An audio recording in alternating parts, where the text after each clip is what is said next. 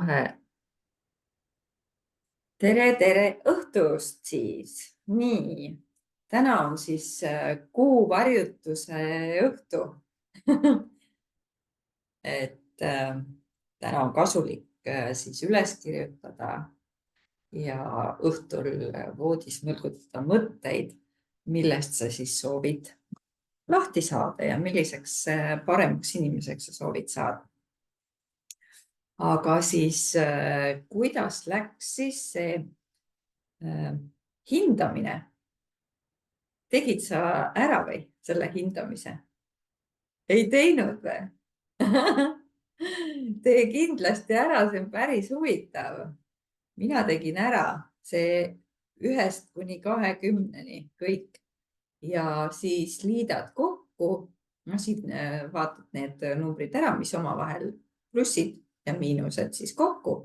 Ja väga huvitav, et kui sinu tulemus on täpselt keskmised, see tähendab, et plussid on umbes 35, võib ka üle olla, ja negatiivsed on umbes 18, et võib üle ja alla mõlematel olla. Ja siis, kui sinu positiivne ja negatiivne efekt on mõlemad üle keskmise, siis oled sa üks hulludest leiduritest, kes on alati millegi tõttu üles kruvitud. Aga kui sinu positiivne ja negatiivne efekt on mõlemad alla keskmise, siis sa oled kaine ja kaalutletud mõtlemisega kohtunik või ergutustantsija. Mina. Ergutustantsija. Et see on päris põnev, seda tasub ära teha. Ja nüüd loeme siis edasi. Halbade tunnete hindamine. Kuidas peaksid sa oma õnnetusest mõtlema? Esiteks peaksid olema selle eest tänulik. Inimajul on eraldi osa, mille ainus eesmärk on negatiivsete emotsioonidega tegelemine. Ja tänu taevale negatiivsed emotsioonid mitte ainult ei aita meil saavutada naudingut, rahulolu ja sihipärasust, vaid hoiavad meid ka elus. Ohtlike asjade kahjulik mõju on suurem kui meeldivate asjade kasulik mõju, mistõttu sa tõenäoliselt ei nõustuks viskama kulli ja kirja, kui viske tulemus kas kahekordistaks kõik sinu säästud või nulliks need täielikult. Kui sul on kõrvale pandud mingigi summa, mille nimel oled kõvasti vaeva näinud, siis ei nõustuks sa tõenäoliselt sellise kihlveo puhul ka 10 1 šanssidega, sest tõenäosus, et ühel juhul 10 jääksid sa kõigest ilma, on sinu jaoks lihtsalt liiga hirmutav. Seega oleme paremini seadistatud toime tulema pigem õnnetute kui õnnelike tunnetega, sest see aitab meid kaitsta ja ohu eest hoiatada. Seda nähtust kutsutakse negatiivsuskalduvuseks. Negatiivsed emotsioonid aitavad meil ka selgeks saada hinnalisi õppetunde, et me tehtud vigu muudkui ei kordaks. Nii väidab ka hiljuti meie seast lahkunud psühhoterapeut Emmi Kutt, kes näitas oma uurimuste abil, et negatiivsed tunded võivad aidata meil keskenduda ümbritsevatele probleemidele, pöörata neile vajalikku tähelepanu ja mõelda välja lahendusi. Teisisõnu, kui me oleme millegi tõttu kurvad või vihased, siis kipume suurema tõenäosusega ka sellele probleemile lahendust otsima. Ja selle tulemusena muutume mõistagi pikemas plaanis õnnelikumaks. Mõtle näiteks kahetsusele. Mitte kellelegi ei meeldi, et nende elus on asju, mida nad kahetsevad. Mõned inimesed kuulutavad, et kavatsevad elada kahetsuseta. Lasevad endale isegi kehale tätoveerida sõnad ei mingit kahetsusi ning seeläbi õnnelikumaks saada. Vastab tõele, et kui jätta kahetsused tähelepanuta, siis võivad need sinu heaolu mürgitada.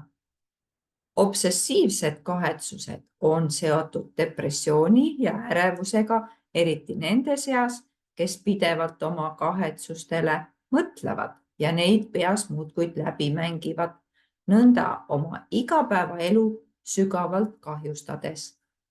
Ülemäära suur kahetsus võib isegi mõjutada sinu hormoone ja immuunsüsteemi. Aga teise äärmuse kasuks otsustamine on aga veelgi hullem. Oma kahetsuste mahamatmine ei vii sind vabaduseni.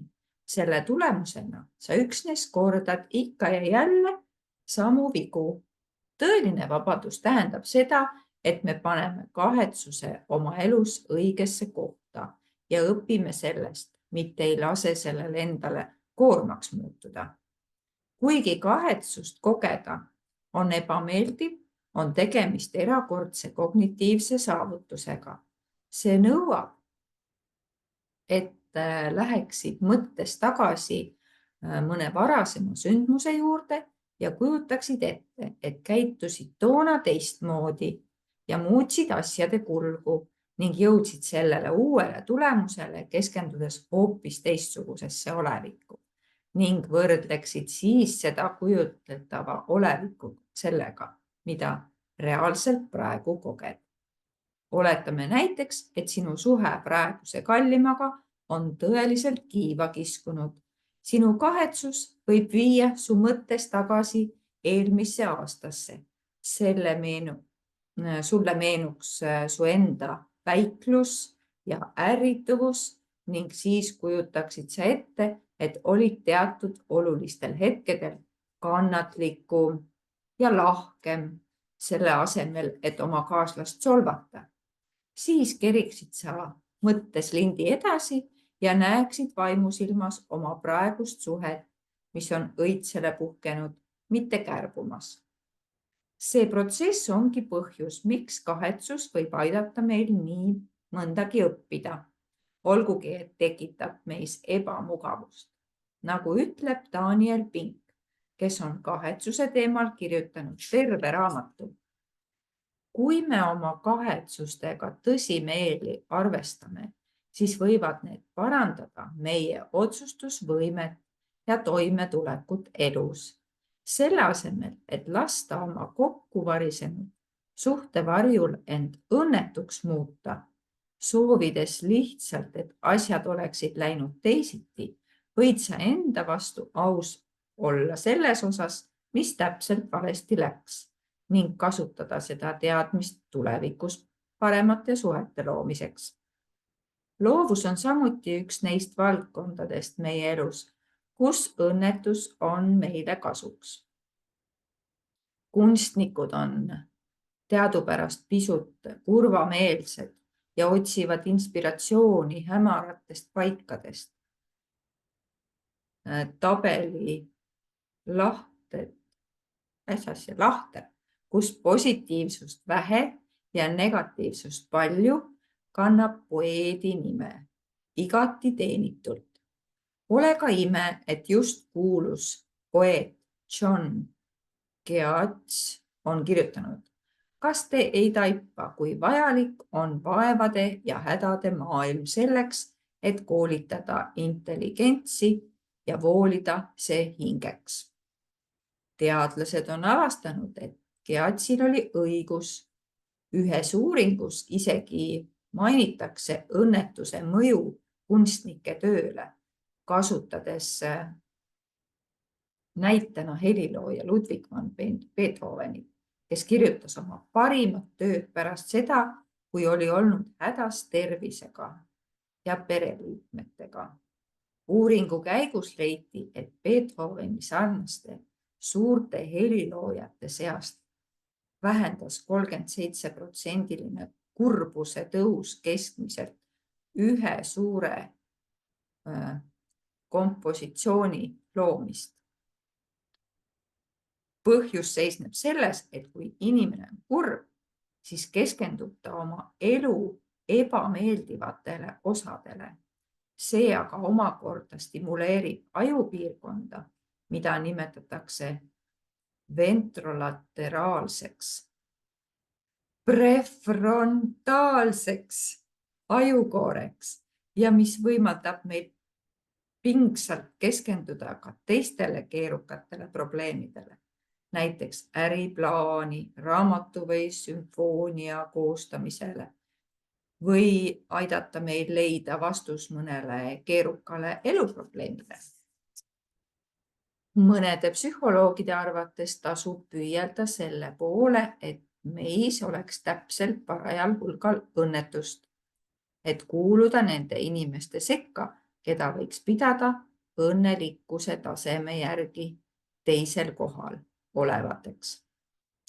2007. aastal palus rühm teadlasi üliõpilastel hinnata oma üldist heaolutaset skaalal, mis ulatus õnnetust väga õnnelikuni.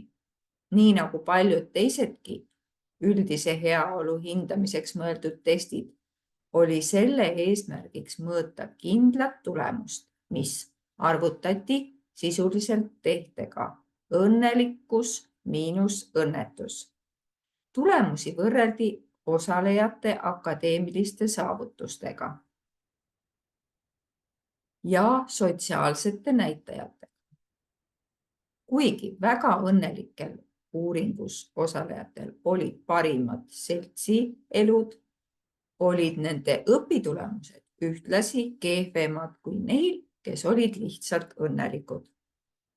Teadlased uurisid seejärel ühe teise uuringu kogutud andmeid uute esmakursuslaste rõõmsameelsuse kohta ja nende tudengite sissetuleku kohta ligi 20 aastat hiljem. Nad arvasid, et 1976. aasta kõige rõõmsameelsemad tudengid ei teeninud 1995. aastal kaugiltki kõige rohkem. Selle au said endale taas teisel kohal olev rühm, mille liikmed hindasid oma rõõmsameelsuse taset kui üle keskmise, aga ei kuulunud kõrgeima 10% hulka. Võid seepeale öelda, et olgu kõige õnnelikumad inimesed ei teeninud kõige rohkem. See ei pruugi sind morjendada, aga teised uuringud viitavad sellele, et põhjuseks on ettevaatamatus, kuna negatiivsed emotsioonid võivad aidata meil paremini ohtu hinnata, siis järeldub loogiliselt, et ülemäära head tunded võivad viia selleni, et me eirame võimalikku ohtu. Tegelikult on nii, et kõige äärmuslikuma näitena on läbinisti positiivsed emotsioonid seostatud sellise riskikäitumisega nagu alkoholi ja mõnuainete tarvitamine ning liigsöömine. Head tunded kohe praegu, halvad tunded millalgi hiljem. Kokkuvõtvalt võib öelda, et ilma õnnetusteta ei püsiks sa elus, ei õpiks uusi asju ega mõtleks välja uusi ideid. Isegi kui sul oleks võimalik oma õnnetusest vabaneda, siis teeksid sellega suure vea. Parima elu saladus on oma õnnetustega leppida, et sa võiksid õppida ja areneda ning toime tulla sellest lähtuvamate tunnetega. Ole tänulik ka mesilaste, mitte ainult mee eest, selleks, et oma elu selgemalt näha, probleemidest välja tulla ja tulevikus erinevaid võimalusi märgata, peame suhtuma õnne ja õnnetusse teistmoodi kui enamik inimesi. Õnn ei ole eesmärk omaette ja õnnetus ei ole meie vaenlane. Mõistagi ei räägi me siinkohal meditsiinilistest probleemidest nagu ärevus ja depressioon. Need on tõelised tervisehädad, mis nõuavad hoolt ja ravi. Peame silmas neid kannatusi ja hädasid, millega kõik inimesed oma elus kokku puutuvad. See aga ei tähenda, et peaksime häid tundeid eirama või et meist oleks rumal tahta oma rahulolematust vähendada. Vastupidi, soov tunda rohkem rõõmu ja vähem kurbust on igati loomulik ja normaalne. Kui aga teeme endale ainsaks või ülimaks eesmärgiks juhtida häid tundeid ja võidelda negatiivsete tunnete kõrvaldamise nimel, siis teeme sellega endale ühtlasi kuluka karuteene. Piiramatut õnne on võimatu saavutada, vähemasti maises ilmas, ning selle jahtimine võib osutuda ohtlikuks ja kahjulikuks meie edule. Mis veelgi tähtsam, see ohverdab nii mõnegi tähtsa osa meie soovitavast heast elust. Võib-olla tekib sul küsimus, kas me ehk soovitame sul ise kannatusi otsida? Seda pole vaja. Kannatused jõuavad ise sinuni ja kõigi teisteni. Mõte on selles, et me kõik võime püüelda rikkaliku elu poole, kus me mitte ainult ei naudi maitsvat mett, vaid ka oleme tänulikud mesilastele, kes on meile selle meed teinud. See on midagi enamat kui lihtsalt muutus mõtteviisis. Tegu on uue eluviisiga, mis on täis ennenägematuid võimalusi. Kui võtad omaks elu ilma hirmu tundmata, siis võid oma emotsioonidega edukalt toime tulla. Ja kui sa oled seda teinud, siis võid vabalt hakata ehitama sellele vundamendile, mis näitab sulle kätte suuna, kuidas kogu elu õnnelikumaks muuta. Õnne ja õnnetuste mõistmine on vajalik, mistõttu me raamatut selle teemaga alustasimegi. Aga see on vaid esimene samm parema elu loomise teel. Teiseks sammuks on meie positiivsete ja negatiivsete emotsioonidega toimetulek, et võiksime muutuda tugevamaks ja targemaks ning veeta vähem aega oma tähelepanu kõrvalejuhtimisele elu ebameeldivatelt osadelt. Käsitlema seda kõike järgmises 3 peatükis.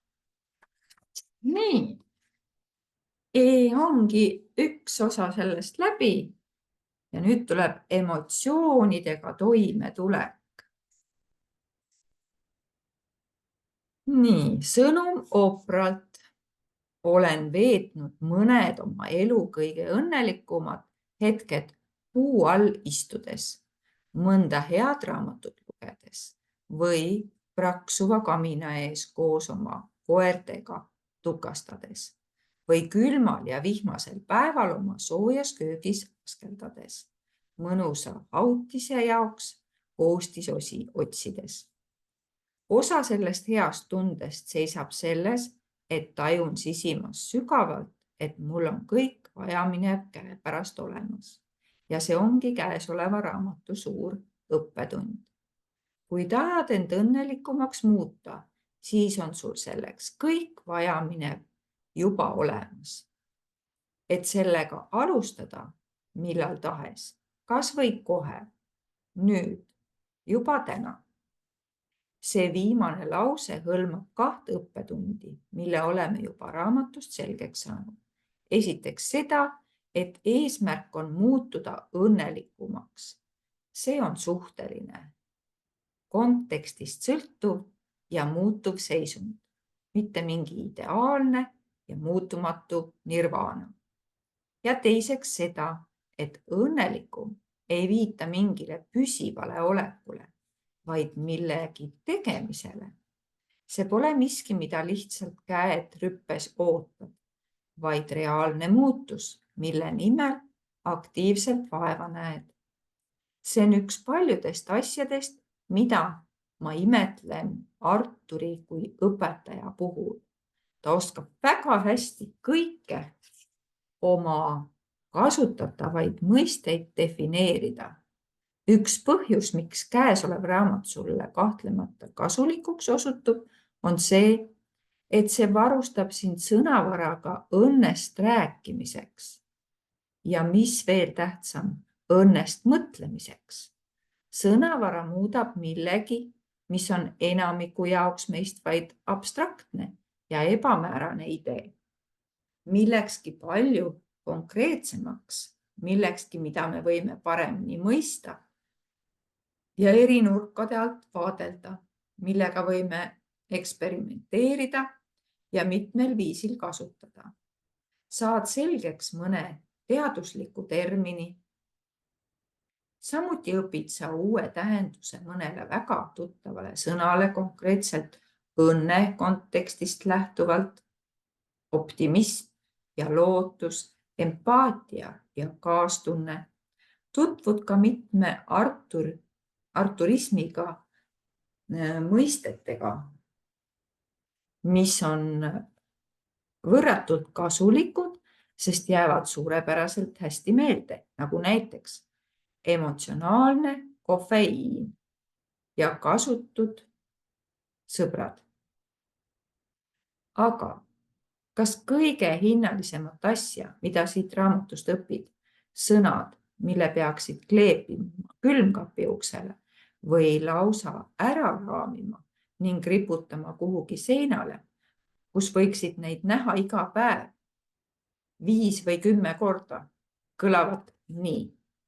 Sinu emotsioonid on signaalid su teadvusele, et teoksil on miski, mis nõuab sinult tähelepanu ja tegutsemist, muud ei midagi. Sinu teadvus, kui otsustad seda kasutada, määrab ära selle, kuidas sa neile signaalidele reageerid.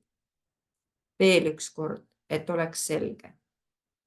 Sinu emotsioonid on vaid signaalid ja sina otsustad, kuidas neile reageerida. Emotsioon on kui koputus õlale või küünarnukiga ribide vahele müksamine. See, mida siis ette võtad, on täiesti sinu enda otsustada. Sa ikka mõistad, mida see tähendab, eks ju? Kõik need korrad, kui oled olnud tunnetest ülekoormatud ning pidanud ennast nende tunnete vangiks, kui sulle paistis, et tunded on istunud bussirooli taha ja sinul pole muud valikut kui rihm kinnitada. Sa ei pea enam sedasi elama. Olemas on strateegiad, mille abil ise taas rool haarata. Nagu Artur ka ise selgitab, ei tähenda see, nagu sulle ei oleks enam iial tegemist teha viha või hirmu või kadeduse või leina või pettumusega. Aga see ongi asja mõte. Sul on võimalik nendega toime tulla. Tunneta tunnet ja haara rool. Sina otsustad, kuidas reageerida. Üks kõige raskemaid aegu mu elus oli siis, kui ma olin sõna otseses mõttes kohtupingis 1998. aastal.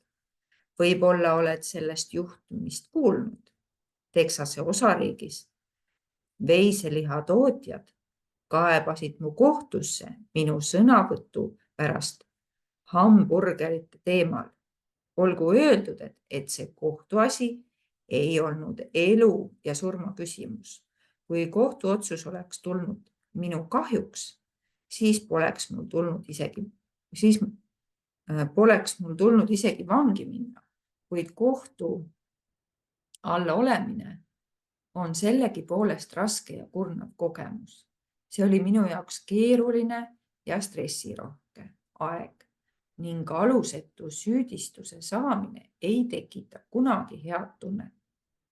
Aga sellegipoolest võin ma seda Amarillos veedetud 6 nädalat meenutada ja öelda, et mul oli põhjust olla õnnelik. Selle all pean ma silmas enda versiooni õnnest, mis tähendab meelerahu. Selle isiksuse testi põhjal, mida Artur eelmises peatükis jagas, kuulun ma kohtuniku lahtrisse. Mul ei esine üldjuhul erakordselt positiivseid ega negatiivseid emotsionaalseid hetki. Muide, kui teada tahate, on Artur hull leidur. Tuleb välja, et nende 2 inimtüübi kooslus moodustab hea meeskonna, sest kohtunikud ja hullud leidurid täiendavad üksteist. On imeline, kui suudad raskes olukorras meelerahu leida. Sul oleks nagu oma arveraamat. Jah, miinuste tulbas võib küll olla midagi rasket, halba või ebameeldivat, aga raamatul on ka plusside tulp. Amarillos kuulusid minu plusside tulpa lahked inimesed, kes soovisid mulle igal hommikul kohtumaja ukse ees edu ja väga meeldis võõraste maja. See oli puhas, mul oli mugav voodi, ma sain igal õhtul soojas vannis käia, külmkapis ootas mind pirukas. Minu jaoks on pirukas väga tähtis ja ilma naljata. Ma sain oma armsad Cocker-Spanielit, Sofi ja Salomoni samuti sinna kaasa võtta ja ma sain tööd jätkata, salvestada oma jutusaadet iga päev pärast kella 5, kui kohtutööpäev lõppes. Oma raskest olukorrast hoolimata oli mul seal võõraste majas olemas kõik vajalik, sealhulgas tunne, mida vajasin, ehk kõige enam tänulikkus. Soovitan seda emotsiooni soojalt kõigile, kellel on käsil kohtuasi või mis tahes elul varuks olev katsumus ning Artur käsitleb raamatu järgmises osas seda samuti. Soovitan sul edasi lugeda ja meeles pidada 2 opraismi. Tunneta tunnet ja haara rool ja pürgi õnnelikumaks. Nii, see osa saigi läbi. Et ma jätan selle koha peal nüüd katki ja see teine osa tulebki nüüd metakognitsiooni jõud. Et seda loeme siis järgmine kord, et siin on päris palju seda seedida. Seda kõike uuesti kuulata ja seedida. Ma panen praegu selle lindistuse kinni.